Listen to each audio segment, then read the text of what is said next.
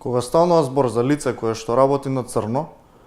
односно не е пријавено да го врши трговска дејност, а при тоа профитира без да плаќа данок, единствено нешто што потрошувачот може да го направи е да го пријави кај Државниот пазарен инспекторат. Во овој случај, кога се нарачани одреден вид на производи, а не се доставени целосно, потрошувачот нема никаков законски основ да се заштити, бидејќи,